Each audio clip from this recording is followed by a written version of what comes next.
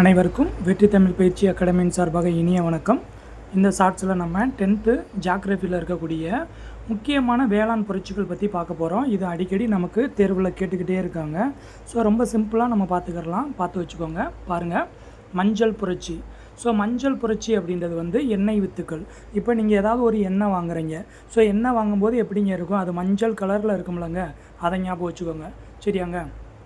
எண்ணெயில் குறிப்பாக பார்த்தீங்க அப்படின்னா கடுகு எண்ணெய், சூரியகாந்தி எண்ணெய், இந்த ரெண்டுமே வந்து மஞ்சள் புரட்சி அப்படின்னு சொல்கிறாங்க. ஸோ எண்ணெய் அப்படின்றது வந்து மஞ்சள் கலரில் இருக்கும். அடுத்தது பாருங்கள், நீல புரட்சி. நீல புரட்சி அப்படின்னா வந்து மீன்கள் நீல கலரில் என்னங்க இருக்கும், கடல் இருக்குங்க. ஸோ கடலோட நீர் நீல கலரு. ஸோ கடலில் இருந்து தான் நமக்கு மீன் கிடைக்கிது. ஸோ மீன்கள் உற்பத்தினா நீல புரட்சி. அடுத்தது பழுப்பு புரட்சி. பழுப்பு புரட்சி அப்படின்னா தோல். நம்மளோட ஸ்கின்னை பாருங்கள். ஸோ இது வந்து எப்படிங்க இருக்கும், நமக்கு வந்து பழுப்பு நிறத்தில் தான் இருக்கும். ஸோ தோல், கோகோ, மரபுசாரா உற்பத்தி, இது எல்லாமே வந்து பழுப்பு புரட்சி தான். அடுத்தது தங்க நூலிலை புரட்சி. சரியாங்க, சணல். ஸோ சணல் புரட்சி, சணலை உற்பத்தி பண்ணுறோம் பார்த்தீங்களா, அந்த சணல் உற்பத்தி அப்படின்றது தங்க நூலிலை புரட்சி அப்படின்னு சொல்லுவாங்க, ஞாபகம் வச்சுக்கோங்க. அடுத்தது பொன் புரட்சி. சரியாங்க, பொன் புரட்சி அப்படின்னா பழங்கள், காய்கள், அதுக்கப்புறம் தேன், அடுத்து தோட்டக்கலை பயிர். சரியாங்க. ஸோ பழங்கள், காய்கறிகள், அதுக்கப்புறம் தேன், தோட்டக்கலை பயிர்கள், இது எல்லாமே பார்த்தீங்க அப்படின்னா பொன் புரட்சி அப்படின்னு சொல்கிறோம். அடுத்தது சாம்பல் புரட்சி அப்படின்றது உரங்கள். சரியாங்க. ஸோ உரம் வந்து சாம்பல் நிறத்தில் இருக்குது அப்படின்னு ஞாபகம் வச்சுக்கிறணும்.